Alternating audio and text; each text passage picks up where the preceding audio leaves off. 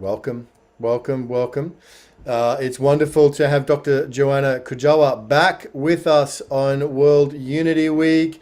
Dr. Joanna, welcome back. It's great to see you.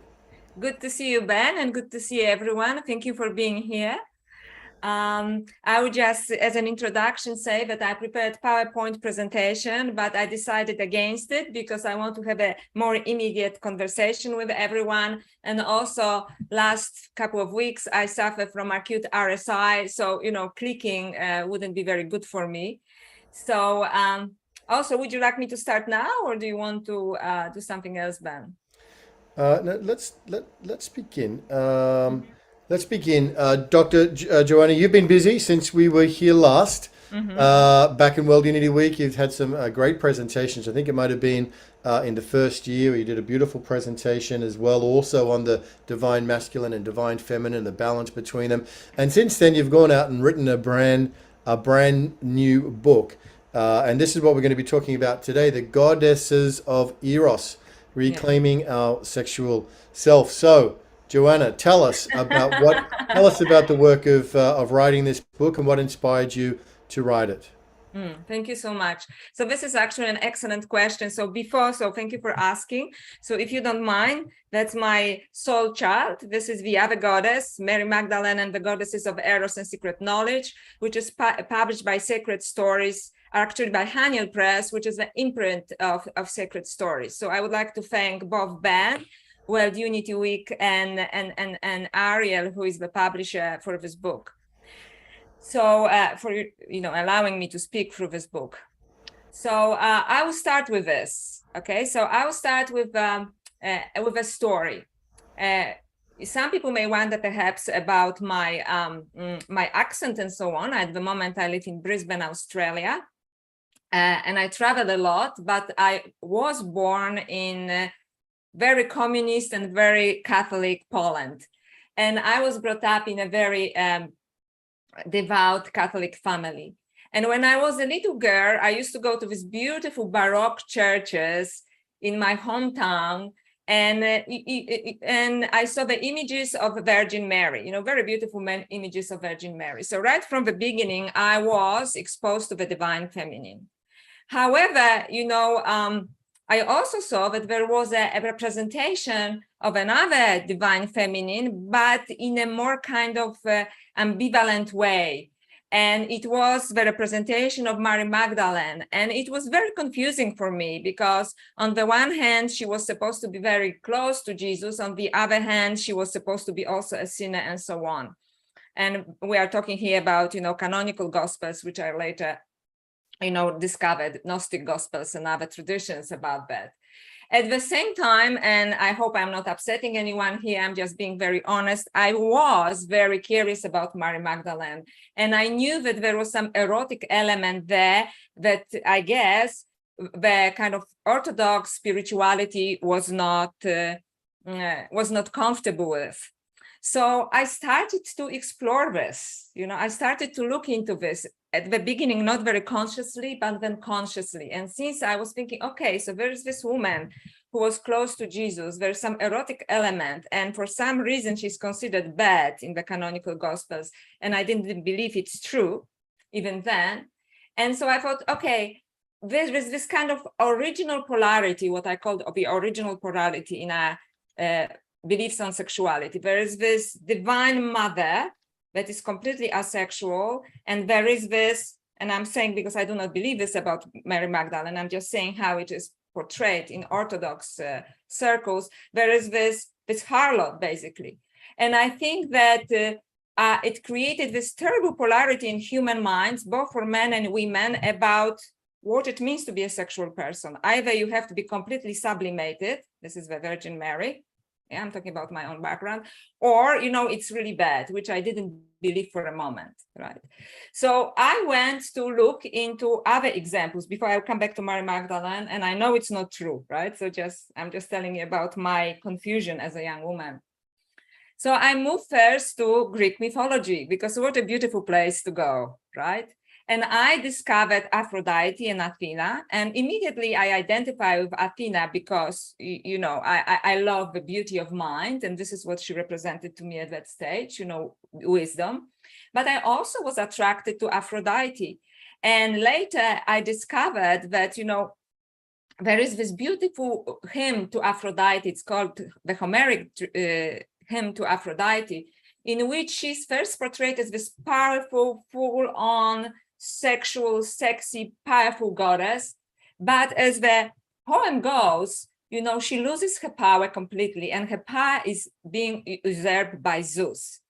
And I started to think that this actually really well represented female sexuality especially, but also our own sexuality. I will talk about men as well. And I really encourage men to ask questions about it too. And because I noticed that from my own experience and observing my other friends, that like in this particular poem about Aphrodite, women lose power very often once they're in a relationship, unless they subscribe to this mother paradigm, right? And then they're also boxed into the mother paradigm, you know, I have to be a mother and or the other woman, you know. So that was interesting. I thought this actually says some truth about our relationships and our relationship with our sexuality. So just to move away from mythology for a moment, I was thinking, how can I explain it in terms which I do it in the first part of my book, which is very personal, in terms of our lives. So I talk about, for example, the romantic trap. How do we actually fall? You know,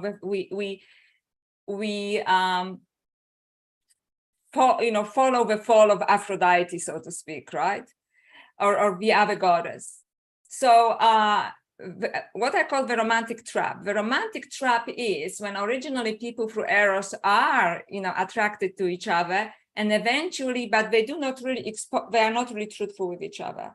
They try to play parts, you know, because they want to hold on to this original attraction, right? So they always portrayed the best, you know, the sexiest, the smartest part of themselves, but they really do not reveal themselves to each other. Do we understand? This is what I mean. So for example, I give this example that you can wear the same red dress only that many times for the same man to the same effect, right? It is like we pretend because we love, you know, Eros is beautiful and sweet, you know, and sensual, and we miss it, you know, we want it, you know, that's why we have Valentine's and so on. However, it is partially dishonest. And it is good only at the beginning, and it is not sustainable, not because there is something wrong with romance, but because we are not being honest with Eros and with ourselves and how we present each other, you know, to others, right? To our lovers.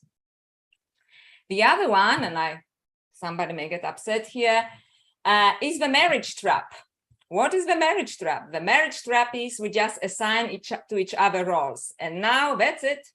You're the support and provider for life, and you're the mother for life, right? So we have these roles, and Eros disappears from our relationships. And I get so many questions from other people who say, oh, how can we sustain Eros in relationships? And I say, well, you have to be honest with each other. You have to be honest with your own erotic desire. You have to express this erotic desire to each other, talk about it. And also, you have to do not agree just to playing societal roles. A woman is a mother, but she's much more just than a mother, right? And women often tell me that, you know, once they marry, they have children, men often even lose or believe that they lost a sexual desire for them, because now she's in this mother virgin box. And other women, the other goddess, like my book, are the attractive women, right? So that's the marriage trap. When we buy into subscribed roles, it's a little bit like the romantic trap, except that, you know, in a different direction.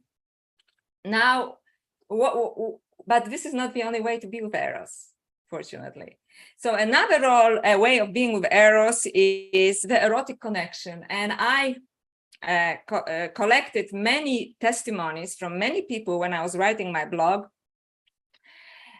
who told me the stories of beautiful erotic connection and how erotic connection is different from the romantic trap, right? So I'll tell you, I'll give you an example of someone. It's not my example, but I hope you'll be able to relate to this. Erotic connection is when you do feel this beautiful pull of Eros towards another person, and the other person feels the same beautiful pull towards you, but you are completely honest with each other. You're completely honest with yourself. You are prepared to bare your soul to the other person. You show your beautiful and your ugly parts. That's a hard work. This is not pretending. It's not wearing dress and, stilettos all the time. It is also, being honest with each other. And I'll give you this example from one of my readers who said, and this is a dangerous path sometimes because, and again, some people may not like it because it goes against societal subscriptions and what Eros should be. Eros doesn't deal with shoulds. Okay. So in this case, both women and men were attached elsewhere. They met, they had a one encounter that completely changed their lives. Through this erotic connection, they had not only wonderful lovemaking, but they felt, and this is part of erotic connection, that they have known each other forever. They didn't know the details of their practical lives, who has a what job and so on, but they felt that they knew each other and they have always known each other on a very deep level. Not only this, hope it's not too much for some of us, it is, they felt that they actually had out-of-body experience when making love. And as the story goes, because they had other commitments, they had to separate, right, after this encounter. And this is not where the story ends. So the woman tells me then 2 decades later, she was alone at this stage already, and she took a course to be a celebrant. And somebody asked her, would you like to perform your first funeral rites? Because a body of a man arrived from abroad and, his family is not here anymore. Would you like to agree to do this? And she performed the funeral rites for this man. And then she read the papers. It was the man with whom she had this experience. So this is just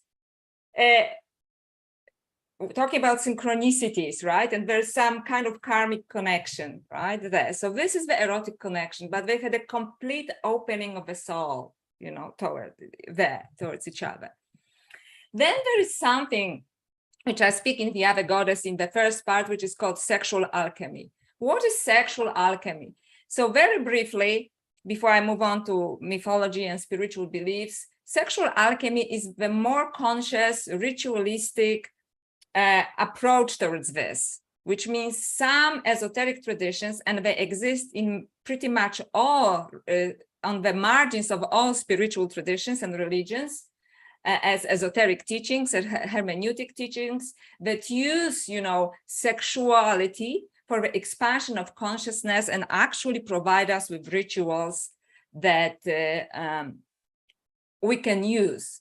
However, I should make maybe a note here that these rituals are not for improving our sexual life, and this is what sometimes people ask me. They are for expansion of consciousness to unite with the cosmic consciousness through the power of Eros, so to speak.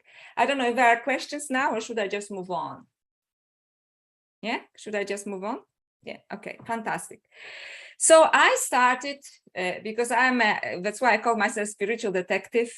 And if anything, I am really committed spiritual seeker. I started, and a scholar. So I started to look for the traditions, are there traditions like that?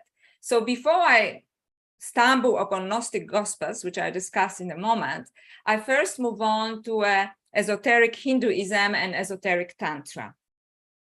And I discovered that there's a long-standing tradition which was passed orally from generation to generation of women who were originally called Yoginis and then later in Tibetan Buddhism Dakinis, who carried on these teachings, right?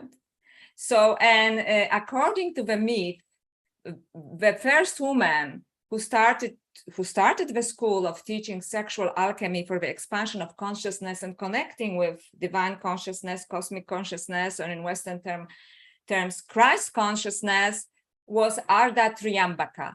And according to the story, she was a daughter of a famous sage, Triambaka, and she had a brother, so she was called Arda Triambaka, and she started what is called the, Kula ritual, which is the esoteric classic Tantra.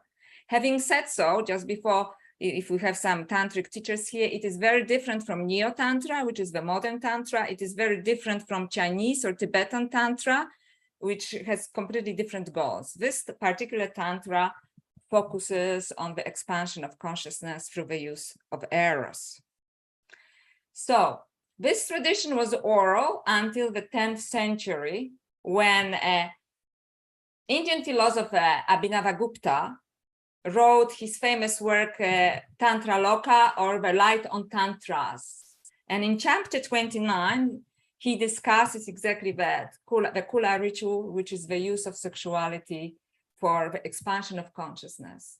So in this case, and this is what is sexual alchemy, and again, it is not about improvement of our sexual lives. Okay. Somebody tells me to slow down. Okay. It is not about our sexual lives. It is about, it is more about exactly, about expanding your consciousness, right? Through the use of sexual rituals. I'm sorry, I lost my train of thought right now. So in my book, I actually give excerpts from the prayers and from rituals, from the Kula ritual, because the Kula ritual itself is an encoded text. It is an encoded text simply because it was not meant for everyone. It was meant for the initiates. And also it would be looked down upon by, society, so to speak, because it was a very restrictive society. And to some degree, we still live in this kind of society, right? So how do we know it is true? I will share another story with you. We know it is true, not only because it is documented by one of the most famous Indian philosophers, medieval philosophers, Abhinavagupta, because before him, this tradition was passed orally only from Yogini to Yogini, but because when I spent 1.5 years of my life studying Kula ritual with a Sanskrit scholar, a Tibetan monk, and a Swami, we are decoding the text. I had a spontaneous experience of this exactly, which is the complete union with the divine through sexual act. So for me, because I'm not a tantric teacher, I consider it was a one-off, and I considered it an act of grace. However, having said so, I did fulfill certain criteria, and I was already initiated to the tradition. And as the tradition says, what happens, because this is what tradition says, it is that a man needs a woman to experience this. So basically, I had a spontaneous movement during sexual act of Kundalini energy. Kundalini energy is called the life force in Hinduism. And how do I know that it was this? Because it was a conscious energy. It is like something that is you, but it's wiser than you. It's starting to move along your spine and explodes first in your heart, and then moves to the top of your head and explodes there. And it is also a very conscious energy. So it's not some orgasmic energy. It is very conscious energy. You know that something absolutely amazing and special is happening to this. And if this is happening in woman's body, then the same energy starts to spill on the man, and he starts to have the same experience. So that's why this tradition, the Kula ritual, honors female sexuality, because the woman, as they call it, is the ladder to enlightenment through sexual act. So this is Kula ritual. Any questions so far, or should I? As I said, I'm not afraid of I'm not afraid of personal questions. No? Should I continue? Angelina has a question, I think. Just a quick question. When you say Kula ritual, can you spell that? Is it K? Kula. Okay, thank you. Yes. That's what I thought. It is chapter 29 of Tantra Loka. It is heavily encoded. That's why I was trying to kind of retranslate it in my book, because we spent a year and a half, reading it with a person who actually translated it, a Sanskrit scholar. But I'll give you an example. It is like Rumi's poems, which in many ways are highly erotic and spiritual. But until Coleman Barks, whoever translated Rumi, it was just like, because they translated the grammar, and it was just like, like, what is it all about? And then Coleman Barks, who is a poet himself and a scholar, was approached by a Sufi leader. And he said, somebody has to give wings to these poems because it is disaster. What's happening with English with Rumi. And he translated with this beauty, erotic beauty and now that's why everybody loves Rumi, because of Coleman Barks. Yeah, and now what's really beautiful in Canada and other countries, Canada, is that the scholars are starting to take it back because it's been so accepted. The scholars are starting to take it back and do better translations to put back in some of the stuff that Coleman Barks didn't have. So I know that's a tangent. I'm sorry, but it's just so exciting. Multicultural. I know, but he just did his part, adding the erotic element, for which he was heavily criticized, because we have this again, when I'm talking about the original polarity, virgin, harlot. This polarity doesn't exist. It was created on purpose, I believe, in our minds. And I will argue to the last moment of my life that it was hijacked. The tradition, the lineage of goddesses were hijacked for whatever reason. And nowadays, we hear a lot about some dark powers using sexuality for power, and they probably do. And why? Because they know it's powerful. So I say, why don't we use it for the good? Because it was meant to be used for the expansion of our consciousness. And for millennia, people were doing this. But perhaps it is a wild, sweet, erotic, and wise and spiritual energy, and a difficult to control for some, when people thought, no, you're not ready for this. And I say, well, if we are not ready, why do we have all of these traditions resurfacing? Why women and men? I must say that men are the most, excited readers about this book, very often. Yeah. Why these traditions are resurfacing? Because we are ready. We don't want to be treated as children. Okay. We are here to honor and claim our sexuality. We are tired of this fractioned, attitude towards you can be either spiritual or sexual, and it creates a schizophrenia.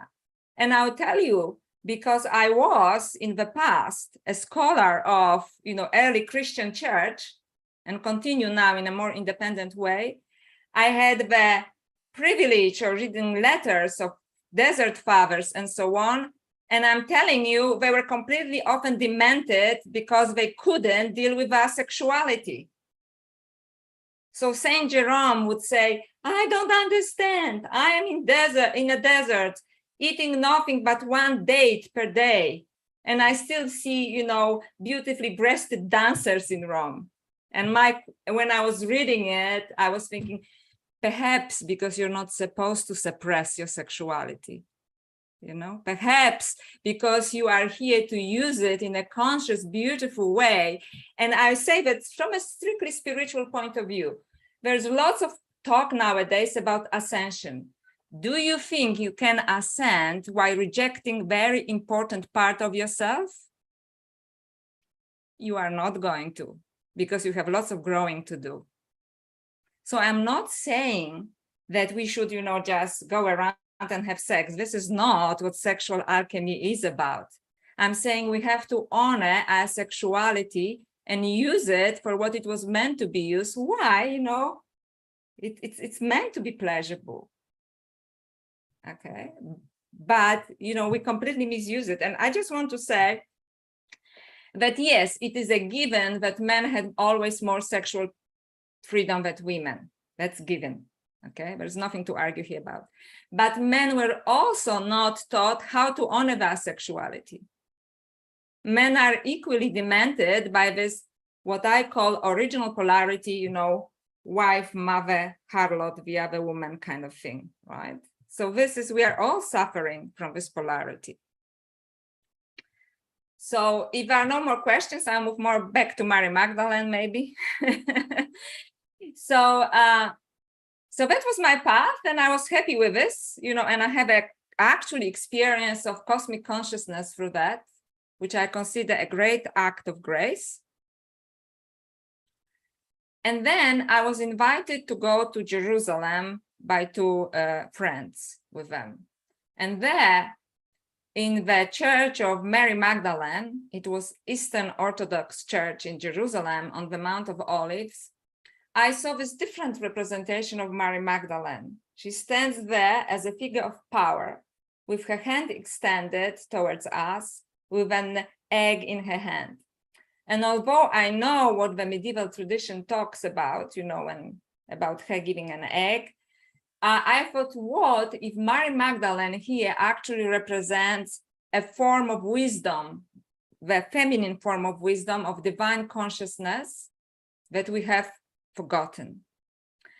And before I move to Gnostic Gospels and the Gospel of Mary, I would like to also say that I looked into the lineage. I started to look into the lineage of Western goddesses that were represented in a similar way.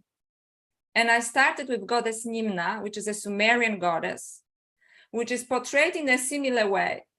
She's sitting, it's a very beautiful portrayal, and Joseph Campbell actually talked about it as well in his books on feminine divine.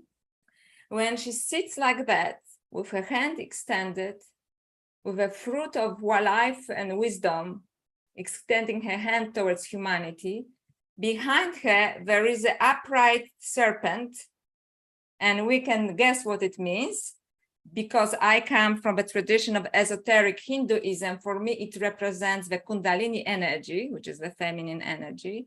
Other people who do more esoteric research, they say that it may have to do something with our DNA, like the helix of our DNA, and so on.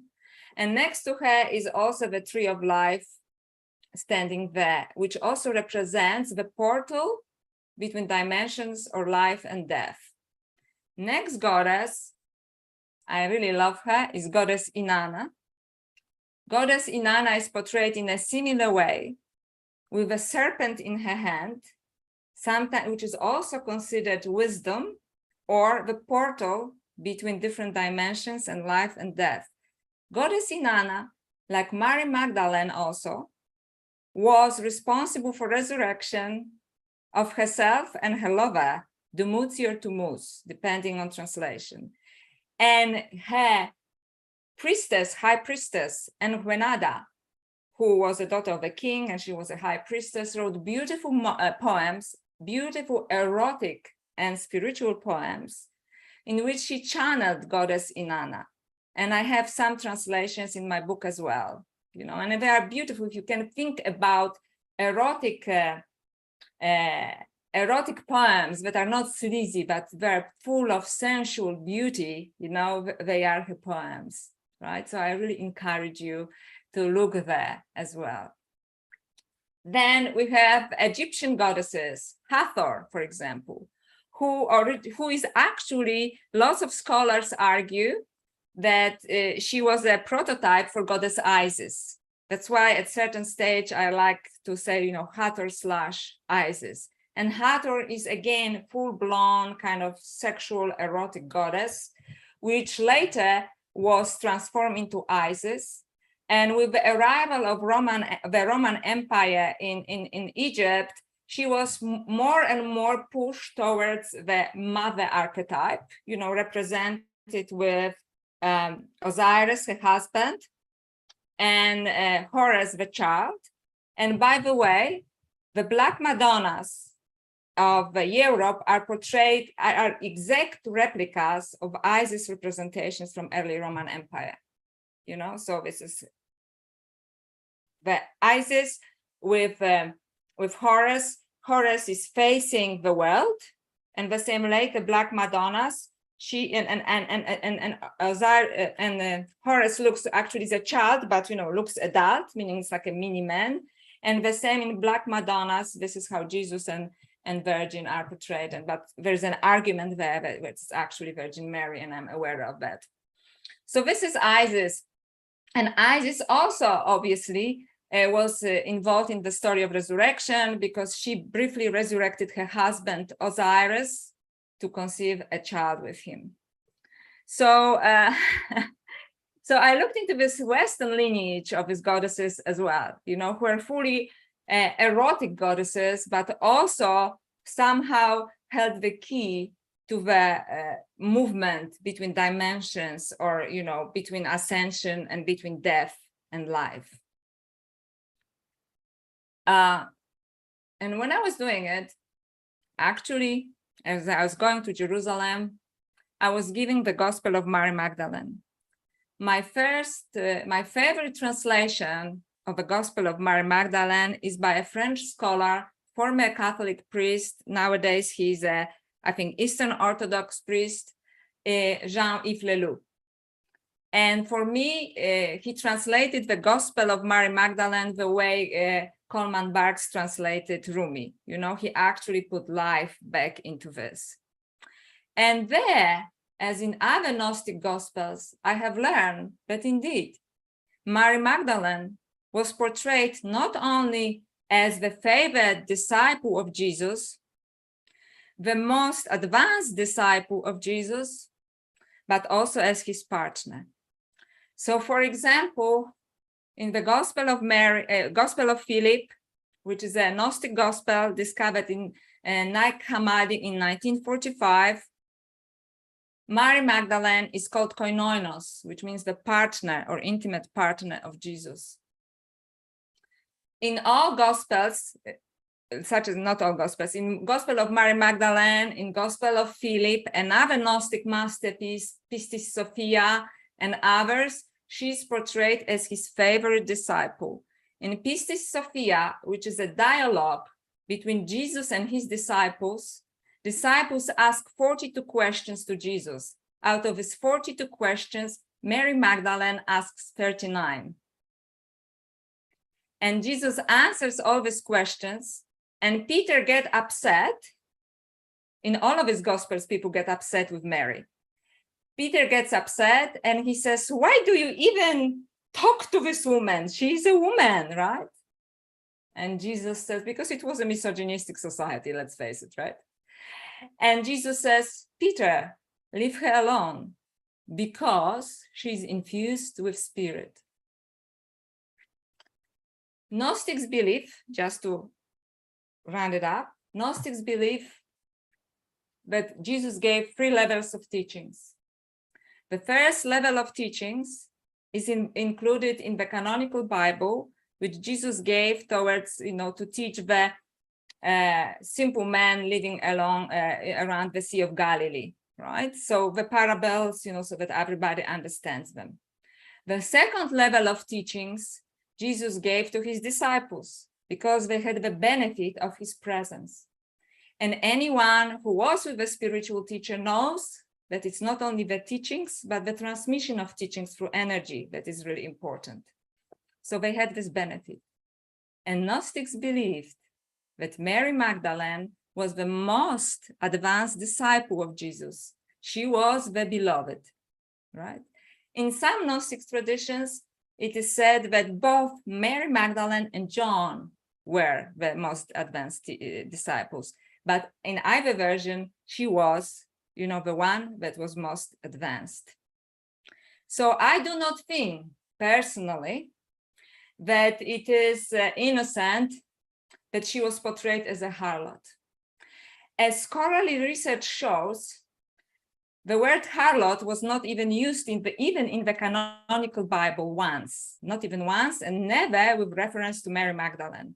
Harlot or prostitute or whore is porin in Greek. When even if the woman sinner, and there is no evidence for this, was Mary Magdalene, then the word used to describe this particular woman, who was probably not Mary Magdalene anyway, it's harmatalos, which means somebody who broke law. It could be she didn't pay her taxes, okay?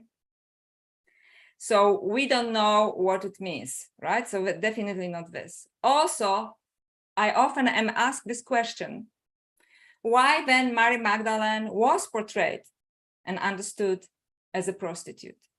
And there are two simple answers to this. One is that in 591, Pope Gregory I either made a scriptural mistake or just didn't like, women, I don't know. He conflated the woman sinner with Mary Magdalene in Homily 33. And in 1969, the Catholic Church admitted that there is actually no proof in the scripture for this, that it's a one and the same woman. Plus, this woman was not a prostitute to start with, even if it was her. Next one is, which is perhaps more innocent, is that in the 4th century, there was Mary from Egypt, who was a prostitute, and she converted to Christianity and went to the Holy Land.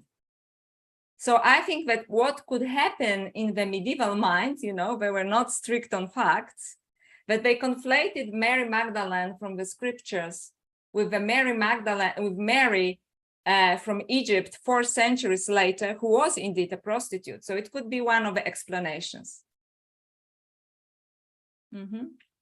Any questions so far? Because I saw there was something going on in the chat, and I don't know how much time we have. I put on my Joanna, you've got about 10 minutes left. Okay. And one question was just, you mentioned 3 levels. This is from Angelina. One is the parables, 2 is the disciples, and she may have missed the third level. The third level is for his most advanced disciples. And he considered, the Gnostics considered the most advanced disciples either Mary Magdalene or both Mary Magdalene and John. Yeah, thank you. So I have a question. You had mentioned the Syrian goddess before Inanna, and Yes. I missed who you said that was. Assyrian or Sumerian goddess Nimna. Right. Ninama? Nimna. How do you spell that? N-I-N N-I-N M-A-H. M-A-H. Mm-hmm. Very good. Thank you. I just want to say this collaborates a lot with my research as well, which interestingly enough, correlates with the number of crop circles that formed on Mary Magdalene's feast day that informed us of this information. And it's part of a lot of the research that I was doing, that the Kundalini was awakening in her, and we entered into the age of the Magdalene or the way of Mary, which is what we're in now. And so I have fully documented a whole series, so we shall talk or connect. Yeah, we should talk, absolutely. Good, fantastic. Yeah, and I'm so glad that other people do other research, because it just comes together. Everybody has a unique perspective. I'm just giving my own journey and my perspective. So I'm really glad that, I'm so happy when I hear about something I didn't know about and other people are already working on it, because, the more, the merrier. Yeah, it just blew my mind when I found out that there were crop circles that were forming on for her feast day that were actually contained information about her gospel. That's fantastic. Within the crop circle. So, fantastic. And one of them was a crop circle that was related to the awakening Kundalini. I love it. And actually, you know, many, because I make lots of connections with Hinduism because of my spiritual journey. Yogananda, most people know Yogananda from, he was also talking that, you know, about it, saying that it is a Kundalini energy, you know, the dispelling of seven demons and so on is basically, we are talking about Kundalini energy. And he said, it's too bad that the West is so opposed, you know, it's been a long time ago, right? We are not opposed anymore, I would say, to this idea, because it will help us to understand a lot from Western scriptures. Yeah, and this whole notion and idea that she, in the Gospel of Mary Magdalene, where she had the vision, and the vision allowed her to know she was one with God. So she achieved the Godhead. She achieved that full expanded state of consciousness where she and God became one, and she knew she was one with all. And that's what's really set her apart. And we've lost the modeling for that because of the suppression, which has just been horrific. That's right. We lost this model, and in the Gospel of Mary, she talks about it.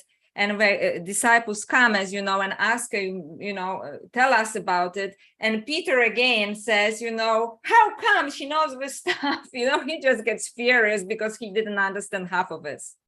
Right. So, and how come she knows it anyway, right? Being a woman and all of it. Right.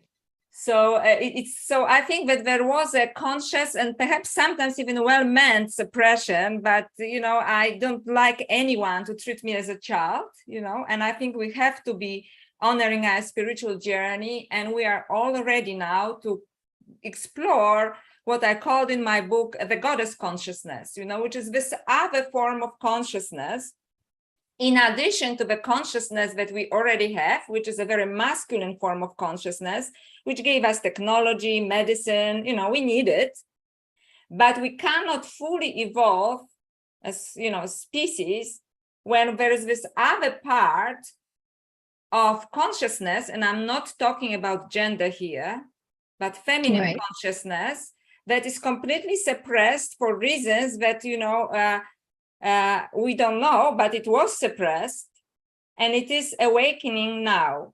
And when I talk about feminine and masculine, I mean in Jungian terms from Carl Jung, Swiss psychologist, which means he argued that both women and men have both forms of consciousness, animus, masculine, and anima, feminine.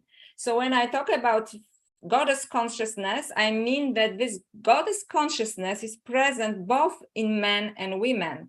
And we both have to, you know, explore this consciousness if we want to be serious about our spiritual life or our spiritual evolution. Because old models do not work anymore. And I think, and people, you know, are crying, you know, everything is falling apart. And I say, good. Yeah. Because we have a now point of building something that actually is harmonious and balanced. And we sometimes go too far in one direction. I do understand. There's maybe lots of anger. I do not understand. But these feelings have to be dealt with, brought into surface, so then we can move on with harmony and harmoniously together. Right? Yeah. Because there were past wrongs and we cannot pretend they weren't, and because it makes us uncomfortable, you know. Too bad. Right? Too bad. We have to deal with this. First, you know, every spiritual teacher of any standing will tell you, take responsibility. So let's take responsibility, and then, you know, we can move on. You know, both women and men. And again, goddess consciousness is present in men. And that's why this kind of artificial division almost, you know, men's part, woman's part, actually creates unnecessary confusion, I would say. So I don't know, because I could speak more, but I don't know. There's a couple of minutes left. Let's see if Angelina or Cynthia or Allison or somebody has a final question. Maybe Steve has a final question for Joanna before we complete it. Good luck with the book. It's exciting to be having that out there, Joanna. It's been a very rich discussion. Does anybody have a question. The other goddess. Keep your eyes out for the book. Who's got a final question? I'll ask a final question. So, Sure. yeah, I'm practicing Kundalini meditation as well, and very curious about the role of the Yogini and the integration of both Shiva and Shakti energy. So I love your. Sorry. No, please. I love your question. So I explained it a little bit when I was talking, but maybe I was speaking too fast. Is that in this? First of all, it's supposed to represent, from a mythological point of view, the union of a masculine and feminine. And it benefits the opening of consciousness for both women and men. Now, according to the Kundalini tradition that I studied, which is esoteric Tantra from Kashmir Shaivism, so it's a particular form of Tantra. What happens there, it is that a woman is necessary for this ritual, simply because it is easier, according to this tradition, to awaken the Kundalini movement through a woman, so to speak. So this way, and I don't know, do you have any specific questions? Because I'm open to specific questions. And then this energy, as Kundalini moves through a woman's body and explodes in first heart chakra and her head chakra, it already, from my experience, started to spill on my partner when it opened up in my heart chakra. And he started to feel it. And actually, I was like, I had an aura around me. I was like a, light bulb. And then it spilled when I went to my head, it spilled over him. And we were actually in a kind of very peaceful ecstasy, but it was an ecstatic experience.